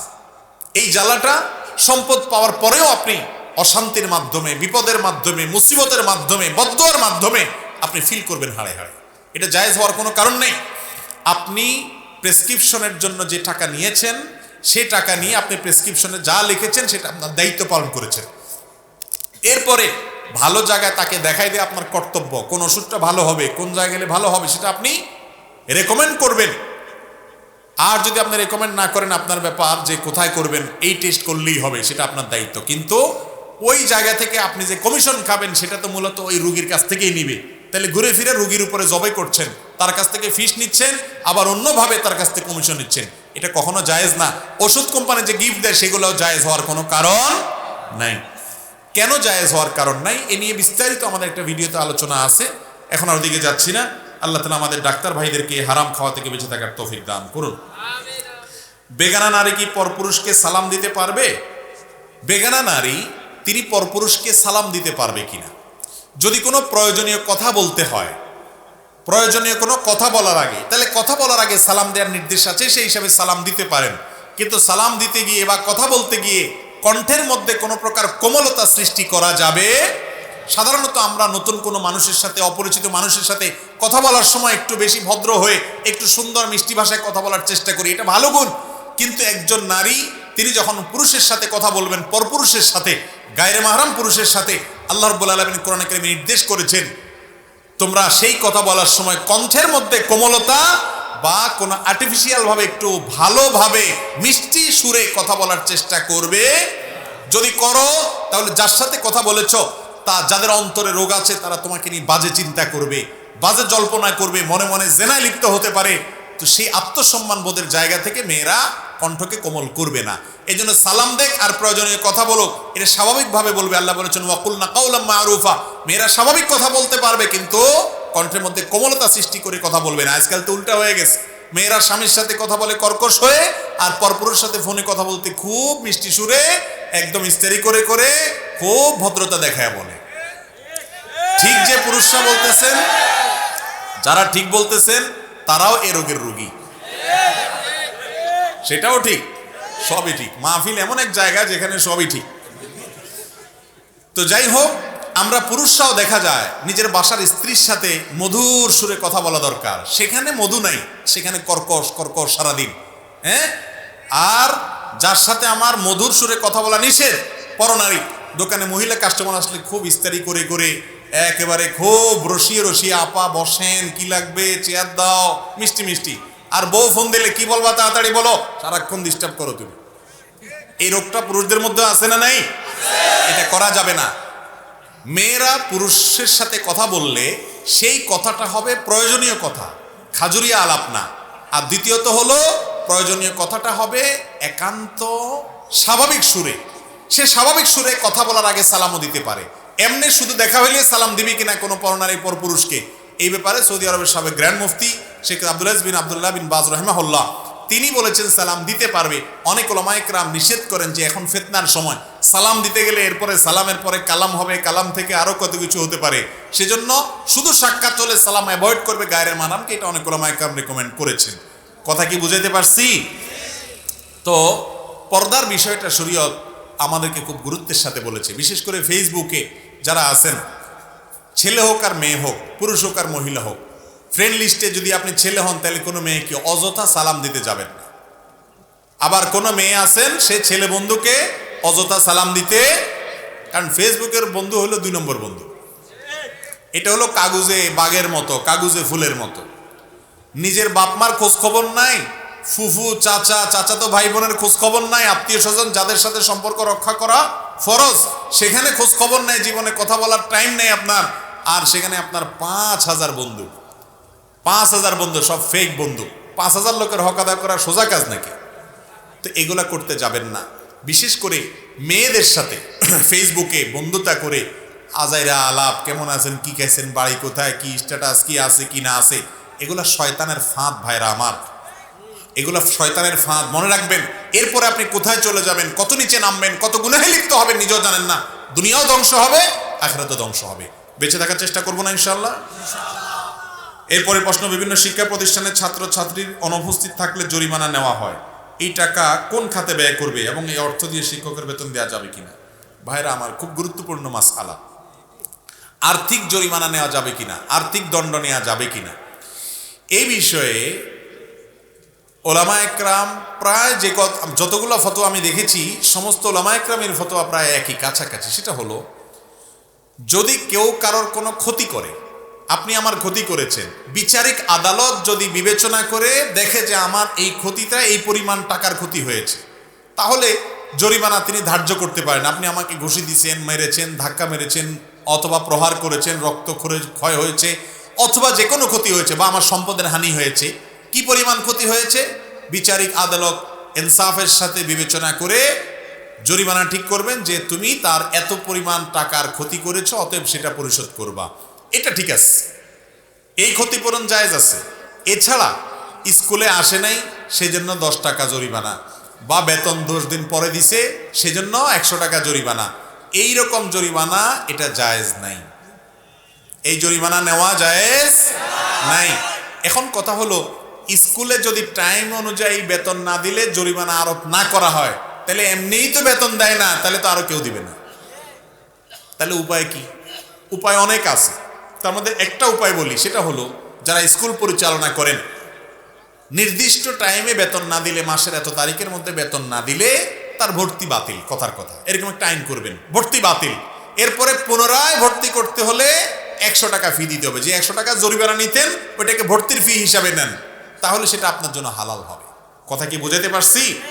আপনি বলবেন ঘুরে এগারে একই তো হলো, না, এক না। জেনা এবং বিবাহ দুই জায়গাতেই টাকা দেয়া হয়, এক জায়গায় মোহর দেওয়া হয়, আরেক জায়গায় পারিশ্রমিক দেওয়া হয়। দেখতে একই মনে হয়, কিন্তু একটা হালাল আরেকটা হারাম। কোরআন হাদিস যেই পদ্ধতি এলাও করেছে ওই পদ্ধতি হালাল, আপনি জরিমানা নিতে পারেন না। আপনি বলতে পারেন আমাদের স্কুলের আইন এত তারিখের মধ্যে বেতন না দিলে ভর্তি বাতিল, বা এতদিন অনুপস্থিত থাকলে ভর্তি বাতিল। তাহলে সেক্ষেত্রে পুনরায় ভর্তির জন্য কি করতে হবে? ওই 100, 200, 500 যেটা জরিমানা নেবেন ওই টাকাটা দিলেই পুনরায় ভর্তি হয়ে গেল। তো এরকম করে আরো অনেক পদ্ধতি আছে, যে পদ্ধতিতে আপনি এই সিস্টেমটাকে লাইনে আনতে পারেন যাতে করে কেউ দেরিতে বেতন না দেয়, কিন্তু আপনি জরিমানা আরোপ করার সুযোগ নাই।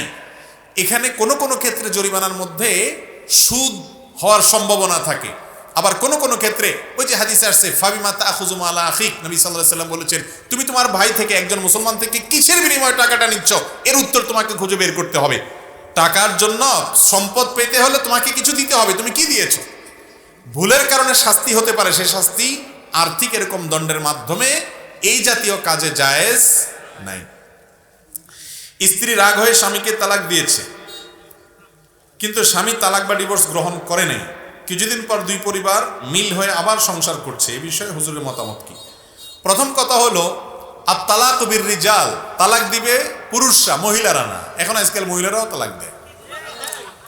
মহিলারা অর্পিত তালাক গ্রহণ করতে পারে, স্বামীকে তালাক দিবে না। কোনো মহিলা যদি তার স্বামীকে বলে তোমাকে আমি তালাক দিলাম, 1 তালাক, 3 তালাক, আরো কিছু বলে, কিয়ামত পর্যন্ত এইভাবে, এই ভাষা খেয়াল করেন, এইভাবে যদি বলে স্ত্রী স্বামীকে যে হে স্বামী তোমাকে আমি ডিভোর্স দিলাম, তালাক দিলাম, তালাক হবে না।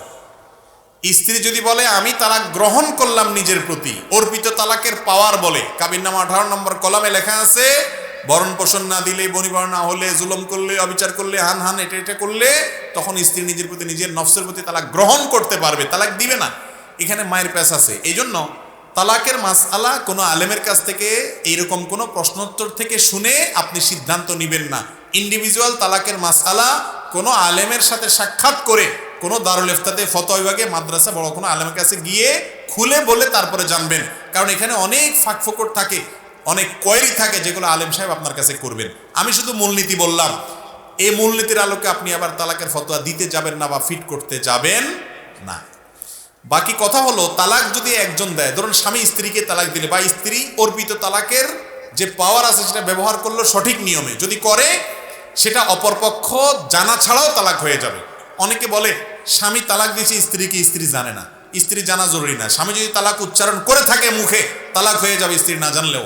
অত্যন্ত জটিল একটা বিষয়। হ্যাঁ, এটার কার্যকর সামাজিকভাবে হওয়ার জন্য প্রচলিত আইনে কিছু ধারা আছে, কিছু প্রসেস আছে, সেগুলো আরেক জিনিস। এরপরে প্রশ্ন হলো, কোন যুবক মুসল্লি নামাজে জোরে আমিন বলল, নামাজ শেষে কিছু মানুষ তার সাথে খারাপ আচরণ করলো, এখন সে মসজিদে যায় না, এর দ্বারা কে গুনাহগার হবে? আল্লাহ তাআলা মাফ করুন।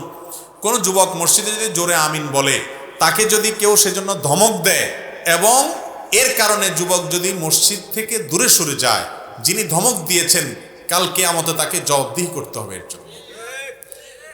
নবী করিম সাল্লাল্লাহু আলাইহি ওয়াসাল্লাম তার থেকে নামাজে সূরা ফাতিহার পরে জোরে আমিন বলাটাও বিশুদ্ধ হাদিস দ্বারা প্রমাণিত, আস্তে আমিন বলাটাও নবী করিম সাল্লাল্লাহু আলাইহি ওয়াসাল্লাম থেকে প্রমাণিত। তো কেউ জোরে আমিন বলার উপরে যদি আমল করে, সেই মর্মে হাদিস আছে, একটা হাদিসের উপর আমল করেছে সেই লোক, সে জোরে আমিন বলাতে হয়তো আপনার অ্যাটেনশন, আপনার অভ্যস্ত না জোরে আমিন শুনতে, আপনার হঠাৎ করে মনোযোগে ব্যাঘাত হয়েছে, বা আপনার অসুবিধা ফিল হয়েছে, সেজন্য আপনি তাকে ধমক দিতে পারেন না, সে একটা হাদিসের উপর আমল করেছে, তাকে বের করে দিতে পারেন না। আবার একইভাবে যিনি জোরে আমিন বলছেন তিনি যদি মনে করেন যে আস্তে আমিন বললে নামাজ হবে না, ভুল, কারণ আস্তে আমিন বলার কথাও হাদিসে আছে।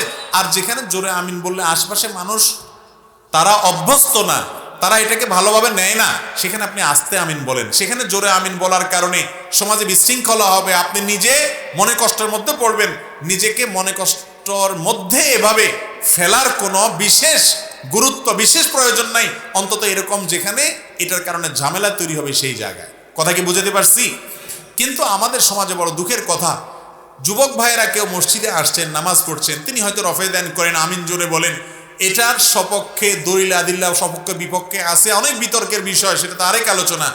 কিন্তু নামাজ তো পড়ছে সে, তাকে যদি ধমক দিয়ে মসজিদ থেকে দূরে সরায় দেন, তাতে শয়তান সবচেয়ে বেশি খুশি হবে। ঠিক না বে ঠিক? কারণ এই যুবক মসজিদে আসছে, আপনি অ্যাপ্রিসিয়েট করা উচিত। হাক বুকে বাঁধুক আর নাভের নিচে বাঁধুক, আমিন জোরে বলুক আর আসতে বলুক, যুবক যে মসজিদে আসছে এটাই তো আনন্দের বিষয়। অতএব তাকে অ্যাপ্রিসিয়েট করা উচিত। আল্লাহ তাআলা আমাদেরকে প্রত্যেকটা কাজ সুন্নাহসম্মতভাবে করার তৌফিক দান করুন। নামাজের পর ইমামের সাথে সম্মিলিত মোনাজাত কি দোয়ার অন্তর্ভুক্ত? এ বিষয়ে আমরা কিছু আলোচনা আজকের বক্তব্যের মধ্যে বলে ফেলেছি, তারপরেও সংক্ষেপে একটু বলি, যেহেতু প্রশ্ন এসেছে। আমাদের নবী করিম সাল্লাল্লাহু আলাইহি সাল্লাম নামাজের পর দুদিক সালাম ফিরানোর পর ইস্তেগফার পড়তেন 3 বার, আস্তাগফিরুল্লাহ আস্তাগফিরুল্লাহ আস্তাগফিরুল্লাহ। বুখারীতে আব্দুল্লাহ ইবনে আব্বাস রাদিয়াল্লাহু তাআলা বর্ণিত হাদিস দ্বারা বোঝা যায় তাকবীরের কথাও, আল্লাহু আকবার বলার কথাও। আর সালাম ফিরানোর পর বহু হাদিস দ্বারা প্রমাণিত যে তিনি পড়তেন আল্লাহুম্মা আনতাস সালাম ওয়া মিনকাস সালাম তাবারাকতা ইয়া যাল জালালি ওয়াল ইকরাম।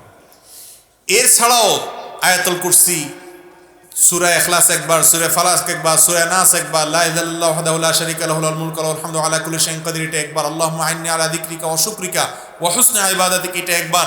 তারপর লা ইলাহা ইল্লাল্লাহু ওয়াহদাহু লা শারীক লা ইলাহা ইল্লাল্লাহু লাহুল মুলকু লা ইলাহা ইল্লাল্লাহ ওয়া লা না'বুদু ইল্লা ইয়্যাহ লাহুন নি'মাতু ওয়া লাহুল ফাদলু ওয়া লাহু সানাউল হাসান। এরকম অনেকগুলো দোয়া এবং জিকির নবী করিম সাল্লাল্লাহু আলাইহি ওয়াসাল্লাম নামাজের পরে পড়তেন। এগুলো আপনাদের সবার মুখস্থ আছে না? যাদের এই যেগুলো বলছে এগুলো সব মুখস্থ আছে একটু হাত তোলেন। নামান 10-15টা হাত উঠছে মাত্র। আর নামাজের পরে সবাই মিলে হাত তুলে দোয়া করার ব্যাপারে যে অভ্যাস এবং এই আমলটা, এটা মোটামুটি সবার মধ্যে আছে, তাই না? নবী করিম সাল্লাল্লাহু আলাইহি সাল্লাম সালাম ফেরানোর পরে যে দোয়া জিকিরগুলো করতেন হাদিসে প্রমাণিত, এবং সেই দোয়া জিকিরগুলো যে তিনি করতেন এই ব্যাপারে দুনিয়ার কোনো আলেমের দ্বিমত নাই। হানাফি, সালাফি, গায়রে সালাফি বা আপনার এমনকি আপনার বেদাতি, সুন্নি যত আছে কোনো আলেমের দ্বিমত নাই, কারণ দ্বিমত করার সুযোগ নাই। অসংখ্য হাদিসে আসছে নবী সাল্লাল্লাহু আলাইহি সাল্লামের পরে দোয়া জিকিরগুলো করতেন। যেগুলো তিনি নিয়মিত করতেন সেগুলো আমরা জানিও না, করা তো পরের কথা। ঠিক না ভাই ঠিক? আমরা কোনটা জানি? আমরা জানি রেডিমেড মুনাজাত। রেডিমেড মুনাজাত কি?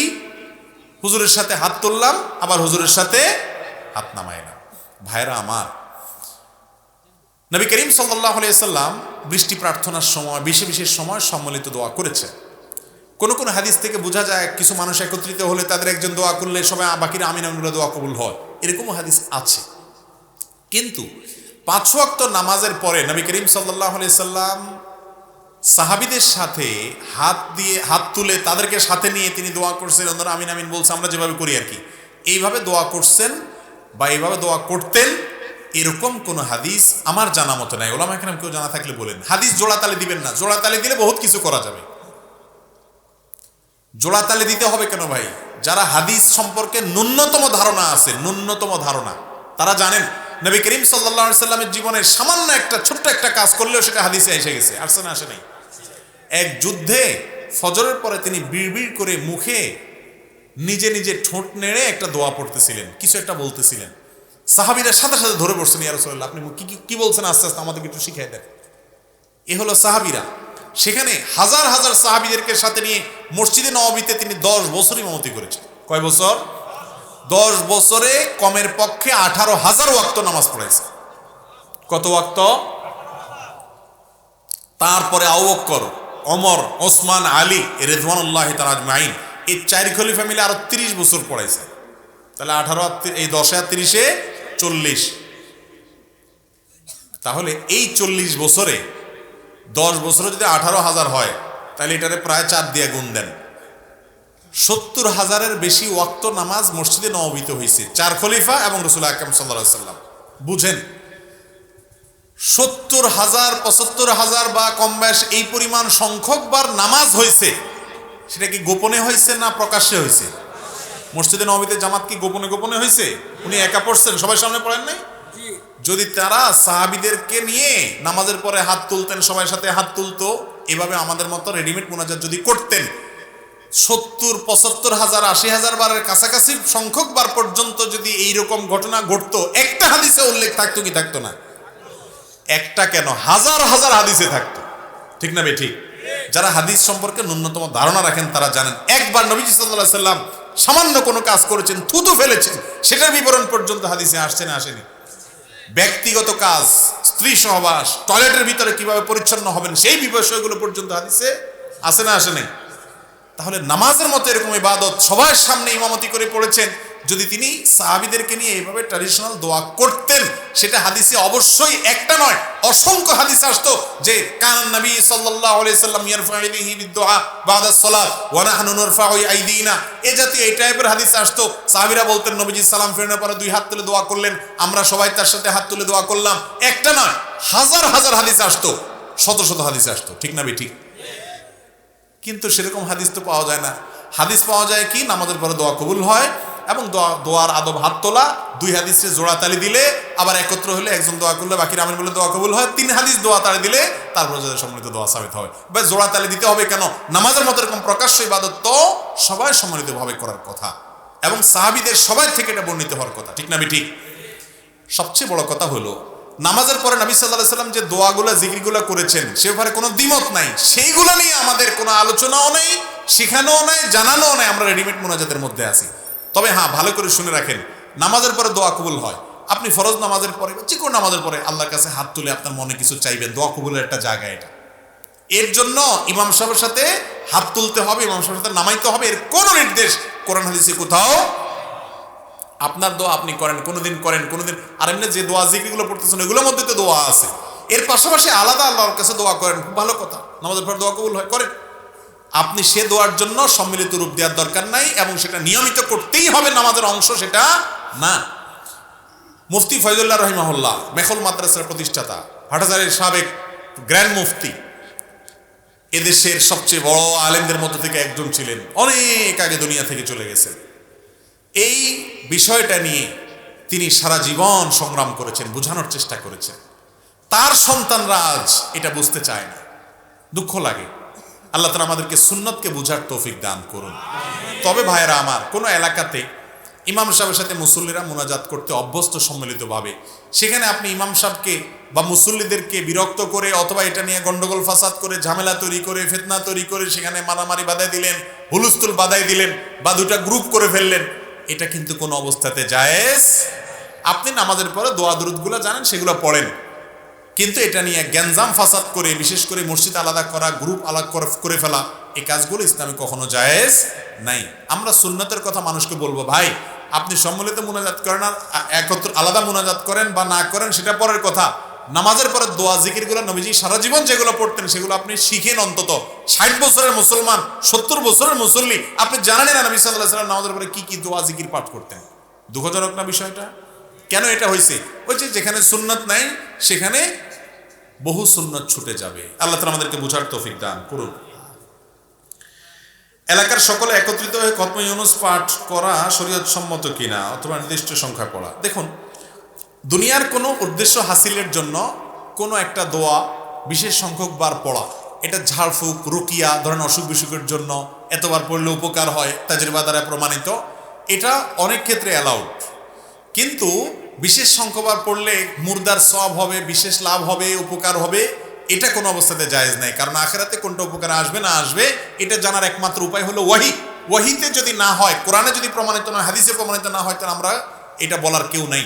আর তাছাড়া দোয়া ইউনুস এটা আল্লাহ তাআলা একত্র হয়ে দলবদ্ধভাবে সবাইকে নিয়ে নির্দিষ্ট কোনো সংখ্যকবার পড়ার কথা কোরআনেও বলেন নাই, নবী সাল্লাল্লাহু আলাইহি ওয়াসাল্লাম হাদিসেও বলেন নাই। এটা বিপদগ্রস্ত ব্যক্তি পড়বে, কয়েকজন বিপদগ্রস্ত সবাই মিলে পড়বে। এখানে সবাই মিলে একসাথে বসে এতবার পড়তে হবে এরকম কোনো বাধ্যবাধকতা নেই। মৃত ব্যক্তির জন্য কোরআন খতম করা জায়েজ না না জায়েজ সম্পর্কে জানতে চাই।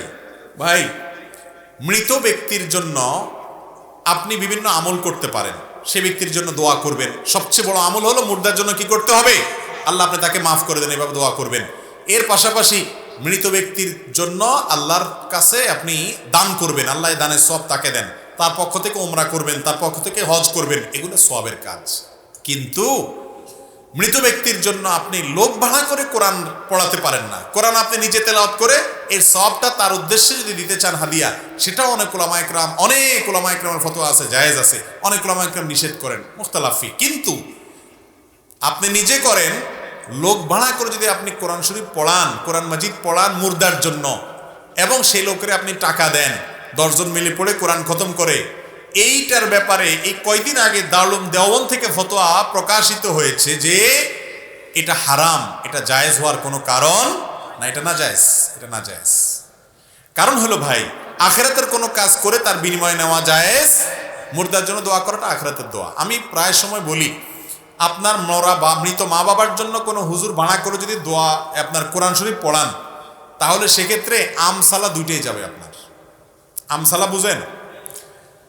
আমসালা মানে সওয়াবটা তো যে পড়ে সে পায় সব সময়, যদিও টাকার জন্য পড়লে ওই লোকও সওয়াব পাবে না, আপনিও পাবেন না।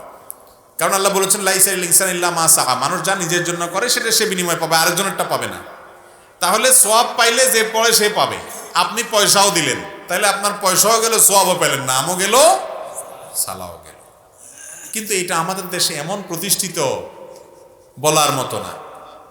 আমরা এগুলো থেকে বের হয়ে আসতে হবে। মুর্দার জন্য দোয়া করতে হবে কোরআন হাদিসের পদ্ধতি অনুযায়ী। আল্লাহ তাআলা আমাদেরকে বোঝার তৌফিক দান করুন। ফজরের নামাজের সালামের পর ব্যক্তিগত আমল যেমন তাসবিহ, দোয়া, দুরূদ, এগুলোর গুরুত্ব বেশি নাকি জামাতবদ্ধভাবে তালিম করার গুরুত্ব বেশি?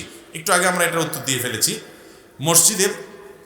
মসজিদ, মাদ্রাসা, স্কুল, কলেজ বা অন্য কোনো প্রাইভেট বা সরকারি প্রতিষ্ঠান ভাড়া বা ফ্রি হিসাবে ব্যবহার করার শরীয়ী বিধান কি বা জায়েজ আছে কিনা? সবগুলা গোলায় ফেলছেন প্রশ্নকারী ভাই। মসজিদ এক জিনিস আর স্কুল, কলেজ বা সরকারি প্রতিষ্ঠান আরেক জিনিস। মসজিদে যদি কোনো দিনই কাজ করা হয়, সওয়াবের কাজ করা হয়, ঠিক আছে, আপনারা 10 জন মানুষ একটা ভালো কাজ করলেন, কোনো এখানে দুনিয়াবি কোনো ধান্দা নাই, ব্যবসা বাণিজ্যের কোনো লাভ মানে পয়সা কোনো ব্যাপার নাই, এটা জায়েজ আছে। আর যদি সেখানে বসে দুনিয়াবি কোনো কাজ করেন, ব্যবসায়িক মিটিং করেন, তাহলে সেটা জায়েজ নেই, গুনাহ। আর মাদ্রাসা একই কথা প্রযোজ্য। সেখানে যিনি ওয়াকফ করছেন মাদ্রাসা, সেখানে দ্বীনি শিক্ষা দেওয়ার জন্য দেওয়া হয়েছে, সেখানে বসে কোনো ভালো কাজের পরামর্শ হতে পারে, ভালো কাজের শিক্ষা দীক্ষা হতে পারে। দুনিয়াবি কোনো ধান্দা সেখানে বসে করলে যিনি ওয়াকফ করেছেন তার উদ্দেশ্যের বিপরীত, সেটা জায়েজ হবে না। স্কুল, কলেজ বা সরকারি বা বেসরকারি প্রতিষ্ঠান যদি হয়, সেই প্রতিষ্ঠানের মালিক পক্ষের অনুমতি নিয়ে আপনি কিছু করতে পারেন, কোনো অসুবিধা নেই। কিন্তু মালিক পক্ষের অনুমতি নেওয়া ছাড়া আপনি যদি 2 নম্বর পথে কোনো কিছু করেন, যে তত্ত্বাবধায়ক আছে ওকে ম্যানেজ করে করলেন, ওকে কিছু পয়সা দিয়ে করলেন, তাহলে সেটা করে কোনো কাজ করা সেখানে জায়েজ হবে না। অতএব এ ব্যাপারে দায়িত্বশীল হতে হবে। সরকারি প্রতিষ্ঠান ব্যবহার করার জন্য, সরকারি এই প্রতিষ্ঠানের দেখভাল করার যিনি দায়িত্বে আছেন তার পারমিশন নিয়ে যে কোনো কাজ করতে পারেন, কিন্তু অসৎ উপায়ে কোনো কাজ করলে সেটা জায়েজ হবে না। তাহিয়াতুল মসজিদ ওয়াজিব না সুন্নত না মুস্তাহাব, দয়া করে বলবেন। হানাফি মাযহাব অনুযায়ী আমাদের দেশের সংখ্যাগরিষ্ঠ উলামা ইকরাম এই ভারত মহাদেশে যে থট ফলো করেন সেটা অনুযায়ী, হানাফি মাযহাব অনুযায়ী তাহিয়াতুল মসজিদ নামাজটা সুন্নত, এটা ওয়াজিব না। আরব উলামা ইকরাম, বিশেষ করে সৌদি আরব উলামা ইকরাম সহ উলামা ইকরাম, অন্যান্য ইমামদের মত হলো এটা ওয়াজিব। নবী করিম সাল্লাল্লাহু আলাইহি ওয়াসাল্লাম এই ব্যাপারে অত্যন্ত জোরালো ভাষায় নির্দেশ করেছেন যে তোমাদের কেউ যখন মসজিদে প্রবেশ করে ফালা ইয়াজলিস ফালা ইয়াকউদান্না হাত্তা ইউসাল্লিয়া ও হাত্তা ইয়ারকা রাকাতাইন, 2 রাকাত নামাজ পড়া ছাড়া যেন মসজিদে প্রবেশ করার পরে কেউ না বসে। নবীজি এইভাবে নির্দেশ করেছেন, এই জন্য এটা খুবই গুরুত্বপূর্ণ আমল। কিন্তু আমাদের সমাজে নাই বললেই চলে, যে ধপাস করে বসে যায়। আপনি মসজিদে ঢুকছেন, তাহলে ওযু তো আছে, এখন আপনার কাজ হলো 2 রাকাত, কমপক্ষে 2 রাকাত নামাজ পড়বেন, তারপরে বসবেন। নামাজ পড়া ছাড়া বসা এটা মসজিদের শানের খেলাফ। এই ব্যাপারে রাসূল আকরাম সাল্লাল্লাহু আলাইহি ওয়াসাল্লামের হাদিসগুলো অত্যন্ত গুরুত্ববাহী। এরপর প্রশ্ন হলো, কি কি সমস্যা থাকলে ইমামের পিছনে নামাজ আদায় করা যাবে না? দয়া করে কোরআন হাদিসে আলোকে বললে ভালো হয়। ইমাম সাহেব যদি এমন কোনো কাজ করে যেটার ফলে তিনি শিরকে আকবরে লিপ্ত হয়েছেন, ইসলাম থেকে খারিজ হয়ে গেছেন, ধরেন তিনি মাজারে সিজদা করেন, মাজারওয়ালাকে আল্লাহর পর্যায়ে রাখেন, শিরকে আকবর করেন, হ্যাঁ, তাহলে সেক্ষেত্রে এই লোক শিরকে আকবর করার কারণে, ইসলাম থেকে খারিজ হওয়ার কারণে তার পিছনে নামাজ পড়লে নামাজ হবে। আর যদি এমনি বেদাতে লিপ্ত হয়, যে বেদাতগুলো শিরিক পর্যন্ত পৌঁছায় না বা কাফের বানায় না তাকে, তাহলে সেক্ষেত্রে তার পিছনে নামাজ পড়লে নামাজ হয়ে যাবে। আর যদি ইমাম সাহেবের কেরাত এত অশুদ্ধ হয় যে অশুদ্ধতার কারণে অর্থ পুরা বিকৃত হয়ে যায়, লাহনে জলি যেটাকে বলা হয়, বড় ধরনের ভুল হয়, তাহলে সেক্ষেত্রে সেই ইমামের পিছনে আপনার শুদ্ধ কেরাত পড়ানোওয়ালা কেউ থাকলে তাদের নামাজ হবে না। বরং কর্তৃপক্ষের দায়িত্ব এখানে একজন শুদ্ধ উচ্চারণকারী ইমামকে নিয়োগ দেওয়া। ইমাম সাহেব যদি কোনো ভুলভাল কাজ করেন, উল্টাপাল্টা করেন, গুনাহ করেন বা অন্য কোনো কিছু করেন, তাহলে সেই ইমামের পিছনে নামাজ পড়লে নামাজ হয়ে যাবে। কিন্তু কর্তৃপক্ষ এরকম মানুষকে ইমাম হিসাবে নিযুক্ত করা তাদের জন্য জায়েজ নাই, তারা ভুল কাজ করে। মুসল্লিরা মুক্তাহিদা, তাদের পিছনে নামাজ পড়লে নামাজ হয়ে যাবে। ইমাম সাহেব তার এই উল্টাপাল্টা আছে, ওই উল্টাপাল্টা আছে, এই অজুহাতে একা একা বাসায় নামাজ পড়া যাবে না, মসজিদে জামাত তরক করা যাবে না। অঞ্চলে একটা প্রথা আছে, স্বামীর বাম পাশে স্ত্রীকে দাফন করতে হয়, এ সম্পর্কে আপনার মতামত কি? না ভাই, এমন কোনো কিছু নেই যে কবরে স্বামীর বাম পাশে স্ত্রীকে দিতে হবে। ডান পাশেও হতে পারে, সামনেও হতে পারে, পিছেও হতে পারে, কোনো বাধ্যবাধকতা নাই। এরপর প্রশ্ন হলো, মা বাবাকে অন্যায় কাজে বাধা প্রদান করলে যদি সন্তানকে অভিশাপ দিতেই থাকে, তাহলে ওই অভিশাপ কবুল হবে কিনা? কারণ আমি জানি মা বাবার দোয়াবদ্ধ আল্লাহর দরবারে কবুল হয়। প্রথম কথা হলো, মা বাবা যদি ভুল কিছু বলে, তাকে সংশোধন করার জন্য পদ্ধতিটা হবে খুব ভদ্রচিতভাবে, এমনভাবে আপনি করবেন না যে তারা মনে কষ্ট পায়। আমাদের অনেক সন্তানরা আছে, মা বাবা নামাজ পড়ে না, তো তাদেরকে ধমক দিয়া বলে, তাদের সাথে দুর্ব্যবহার করায়, এটা সন্তানের জন্য জায়েজ নাই। মা বাবার ভালোর জন্য যদি কিছু বলতে হয়, সেটা মধুরতার সাথে বলবেন। ভাইরা আমার, মধুরতার সাথে বকা দেওয়া যায় কি যায় না? যায়। খুব মায়া করে অনেক সময় বকা দেওয়া যায়, যাকে দিবেন তিনি মনে কষ্ট নেবেন না, বড় আরাম খুশি হবেন, বুঝবেন যে আমার ভালোর জন্য বলতেছে। এই জন্য মা বাবার সাথে আর্গুমেন্ট করবেন, দাবি করবেন মহব্বতের ভাষা, এমনভাবে করবেন না যে তারা বদদোয়া দেয়। আপনি ঠিকঠাকভাবে দিচ্ছেন, তারপরও তারা উল্টাপাল্টা বদদোয়া যদি করে, তাহলে সেই বদদোয়া আপনার কোনো ক্ষতি হবে না। অনেক মা বাবা আছে অযথাই বদদোয়া করে, হুদাই বদদোয়া করে, কাজেও বদদোয়া করে, অকাজেও বদদোয়া করে। তো ওইরকম উল্টাপাল্টা বদদোয়া আল্লাহ অবশ্যই কবুল করবেন না, কারণ আল্লাহ তাআলা কারো প্রতি জুলুম করেন না। আমি একজন ছাত্র, আমার প্রশ্ন, কিভাবে একজন যুবক ঈমান ও আকীদার উপর ঠিক থাকবো? যুব সমাজের জন্য এই সব প্রশ্ন উত্তর আমরা বিভিন্ন সময় দিয়েছি। ঈমান আকীদার উপরে এই সময় টিকে থাকার জন্য সর্বপ্রধান কাজ হলো সার্কেল মেনটেন করা। সার্কেল মেনটেন করা মানে ভালো এবং নেককার, পরেজগার, মুত্তাকি বন্ধু যারা আছে, এদের সাথে গ্রুপ মেনটেন করে চলা, তাহলে সেক্ষেত্রে একে অন্যের সহযোগিতা করতে পারে। আর তারও আগে যে কাজ করতে হবে সেটা হলো কোরআন হাদিসের পর্যাপ্ত ইলম অর্জন করতে হবে। আব্দুল্লাহ জাহাঙ্গীর রহমানদার বইগুলো পড়তে পারেন, বিশেষ করে কয়েকটা দরকারি বই, ইসলামী আকীদা আছে, রাহে বেলায়েত আছে, ইহয়া সুনান আছে, এই জাতীয় বইগুলো বিশেষ করে গুরুত্বের সাথে একটু পড়বেন। আরও এই জাতীয় অনেক বই আছে, কোরআনে কারীমের অর্থ সহকারে, ব্যাখ্যা সহকারে কোনো আলেমের তত্ত্বাবধানে বোঝার চেষ্টা করবেন। একেবারে শুরু থেকে শেষ পর্যন্ত একবার অন্তত পড়বেন, বুঝে অর্থ সহকারে, ব্যাখ্যা সহকারে। আর হাদিসের একটা বই রাখবেন, সিরাতের একটা বই রাহিকুল মাকতুম রাখতে পারেন, এই জাতীয় কিছু বই পুস্তক রাখবেন, পড়বেন। ইসলাম বিরোধীদের আপনার বিভিন্ন অপবাদ এবং তাদের ষড়যন্ত্র, নানা প্রশ্নের জবাব জানার জন্য অনেক ভালো ভালো বই আছে, ডক্টর শামসুল আরিফিন শক্তি আছে, আরিফ আজাদ আছে, এই সমস্ত বইগুলো কিনে এগুলো পড়বেন, তাহলে ইনশাল্লাহ এই ফিতনার যুগে ঈমান আমল রক্ষা করতে পারবেন।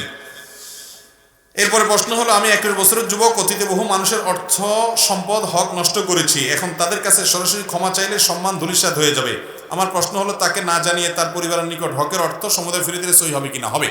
আপনি কারোর হক নষ্ট করেছেন, তার কাছে বলতে গেলে অসুবিধা হবে, তার কাছে না বলে চুপচাপে তার অ্যাকাউন্টে টাকাটা ঢুকিয়ে দিলেন বা তাকে দিয়ে দিলেন, ভাই এটা আপনি পাবেন, কেমনে পাবেন জিজ্ঞেস করেন না, যে কোনোভাবে পাবেন, অথবা তার সন্তান বা পরিবারের লোকদের মাধ্যমে তার কাছে পৌঁছায় দিলেন, কোনোভাবে তার কাছে পৌঁছায় দিলেই আপনার দায়মুক্ত হয়ে যাবে।